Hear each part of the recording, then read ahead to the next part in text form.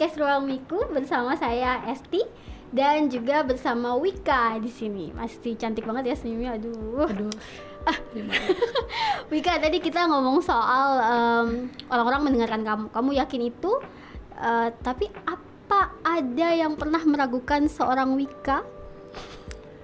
Ada lah pasti, manusiawi ya kayak pasti ada yang meragukan. Di awal-awal tuh ada sempat ditinggalin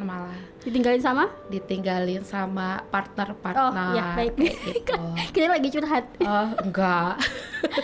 Dia ditinggalin sama partner-partner, adalah ya mungkin karena mereka meragukan seperti itu. Yaitu dengan latar belakangku yang memang ya basically ya aku nggak ini pendidikan yang memang khusus gitu. Okay. Di bidang ini seperti itu. Terlebih lagi itu aku perempuan. Terus yang terakhir adalah aku anak rantau kayak gitu. Tapi justru karena itu aku bersyukur hari ini aku semakin termotivasi berkat pengalaman-pengalaman itu. Akhirnya aku tergenjot gitu loh Kak, bahwa aku bisa, aku yakin gitu seperti itu.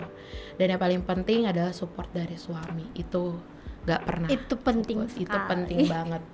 Nah, tadi Wika bilang karena Wika perempuan, jadi ada yang meragukan. Aku highlight bagian itu ya, karena kita lagi ngomongin dalam suasana itu sekarang. Nah, kalau Wika sendiri gimana? Karena ini kalau kita bicara soal bias gender tuh, bahkan kadang-kadang perempuan sendiri itu dia punya bias dalam dirinya, kayak ya saya tidak bisa bikin itu soalnya saya perempuan gitu. Saya nggak bisa mengerjakan yang ini soalnya saya perempuan. Kadang juga begitu. Nah, Wika menempatkan diri sebagai leader. Bagaimana timnya, formasi timnya Wika? Apakah banyak perempuan yang Wika percayai karena Wika tahu mereka mampu, ataukah memang formasinya memang banyak laki-laki? Timku tuh malah KST 70% perempuan. Wow. 30% laki-laki. Kita malah lebih banyak perempuan. Kenapa?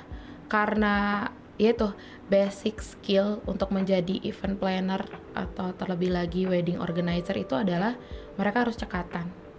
Mereka harus peka, mereka harus komunikatif, dan yang paling penting adalah mereka bisa multitasking. Nah itu tuh secara alami, secara naluriah ya, itu ada di perempuan sudah memiliki itu. Makanya kenapa aku banyak meng-hire teman-teman perempuan muda lah untuk sama-sama bisa gabung di Epic Planner. Tapi bukan gitu. Berarti yang laki kemudian tidak bisa ada di industri ini ya? Iya, enggak kayak gitu.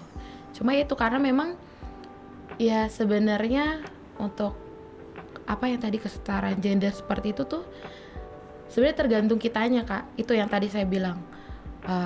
Aku pernah nih diragukan karena aku perempuan. Tapi aku menganggapnya itu hal-hal yang tidak kayak kayak jadi pikiran dan sebagainya. Justru karena itu aku berpikir bahwa bakal kubuktikan bahwa perempuan itu sebenarnya nggak seperti yang kalian bayangkan gitu loh, kayak gitu. Itu dan bukan jadi hal yang menurutku jadi besar hambatan gitu loh, gitu ya. Jadi hambatan besar. Itu menjadi satu batu loncatan untuk kita malah lebih membuktikan diri nggak sih? Dan salah satunya kubuktikan Epic Planner isinya kebanyakan anaknya perempuan. Anaknya perempuan. Tapi gitu. Diskriminasi pernah dirasakan juga. Ini bukan cuma soal Epic Planner, tapi misalnya dalam kehidupan Wika sampai saat ini pernah tidak sih ada ketimpangan atau karena Wika perempuan kemudian lantas jadi tidak bisa melakukan sesuatu gitu, jadi terhambat melakukan sesuatu, pernah tidak? So far kalau boleh jujur ya Kesti, salah satu kenapa aku memilih stay di Ambon yang bukan tanah kelahiranku adalah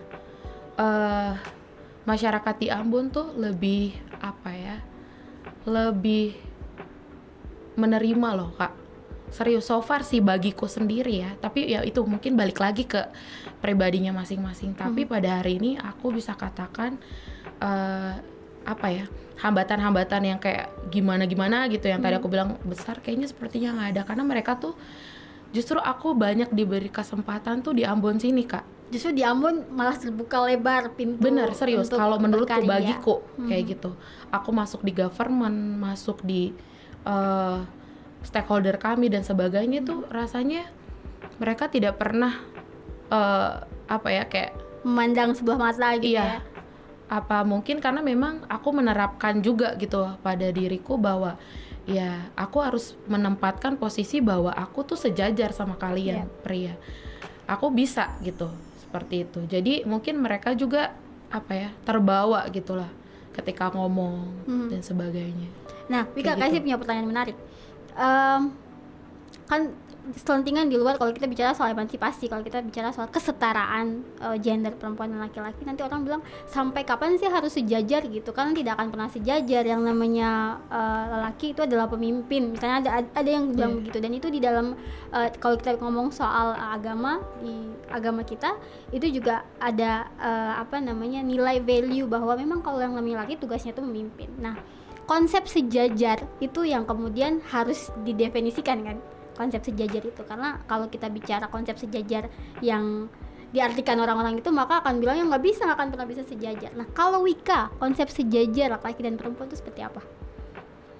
Kalau aku ya, tapi bentar, aku ngomongin soal, aku nggak ngomongin agama ya Kak. Dalam artian di sini itu pada zamannya gitu loh, dalam artian pernah aku baca ya, seperti contoh kecil, didiklah anakmu sesuai dengan zamannya. Gitu kan. Begitupun kita sebagai perempuan, kita tidak bisa balik ke belakang sebagai perempuan yang zaman dulu. Pada zaman era Kartini lah contohnya, kita harus menyesuaikan pada zaman sekarang sebagai perempuan yang harus lebih cerdas, lebih mandiri, siap berwirausaha, contohnya seperti itu. Nah, kalau tadi ditanyakan konsep sejajar itu, rasanya sekarang Kak, pendidikan sudah terbuka bagi kita perempuan. Kayaknya tidak ada lagi diskriminasi seperti itu. Kesenjangan di perkantoran juga Wika rasa kayaknya banyak kok sekarang yang memimpin, perempuan-perempuan yang menjadi pemimpin gitu kan. Di dalam politik lebih lagi, kita nggak usah jauh, DPRD Kota Ambon kita aja perempuan gitu. Bukti bahwa sebenarnya zaman sekarang itu ya mereka sudah menerima gitu kan, mereka sudah bisa melihat bahwa perempuan itu bisa sejajar dengan mereka seperti itu, tergantung kitanya gitu Kak Esti.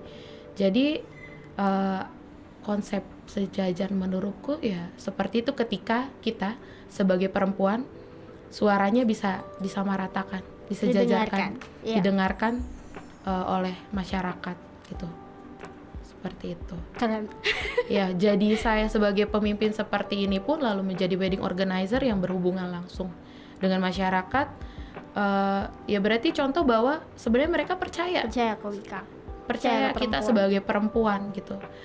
Pesannya sih ya, yaitu aku sih selalu menempatkan diri bahwa aku sejajar gitu.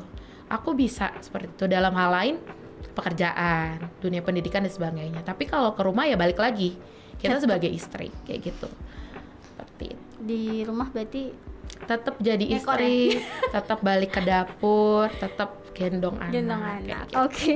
Nah, menurut kamu kenapa perempuan itu juga harus didorong untuk berwirausaha seperti Wika? Di zaman yang sekarang ini, perempuan kenapa kita harus dorong mereka bisa berwirausaha? Salah satunya adalah supaya meminimalisir resiko-resiko dalam rumah tangga, Kak. Kita katakan amit-amit auzubillah min zalik ya. Misalkan suami kita di PHK, atau suami kita sakit, atau suami kita contoh ya Kak, misalnya meninggal dunia, seperti itu. Kita sudah punya backupan, kita sudah terlatih, mental kita sudah ada gitu. Kita sudah harus tahu kemana kita akan boyong anak-anak nih akan jadi seperti apa gitu, karena ya kita sudah punya tabungan sebelumnya seperti itu. Dan lagi bersyukurnya kita adalah bagi perempuan-perempuan yang mau berentrepreneur adalah di zaman sekarang itu teknologi semuanya sudah mendukung Kak Esti. Tanpa kita menghilangkan tanggung jawab kita sebagai seorang ibu dan seorang istri, tetap kita memprioritaskan mereka. Kita bisa jualan dari rumah, dibantu dengan internet. Jadi, tanpa barang aja kita bisa melakukan banyak hal. Tanpa barang aja sekarang kita bisa menghasilkan uang sebagai dropshipper. Betul. Jadi maksudku seperti itu gitu loh.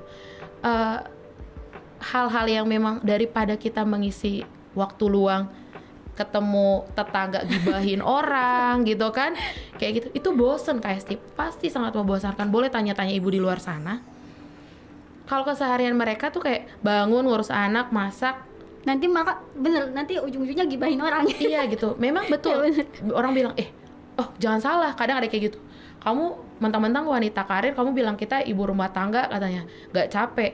Itu kita tuh capek banget. iya. Saya nggak katakan itu nggak capek, tapi dalam artian kita bisa memanfaatkan waktu-waktu luang. Kan ibu-ibu sekarang udah bisa TikTok dan sebagainya. Betul. Tapi menghasilkan. Ya. Seperti itu, menjadi perempuan yang lebih mandiri lagi. Itu kan tidak salah Kak. Oke, saya dapat poinnya. Habis ini saya mau tanya dari Wika dong ya, mungkin pemirsa yang perempuan ya, perempuan Kota Ambon dan Maluku mau dengar apa tipsnya untuk menyimbangkan antara karir dan juga rumah tangga setelah pesan-pesan yang berikut ini.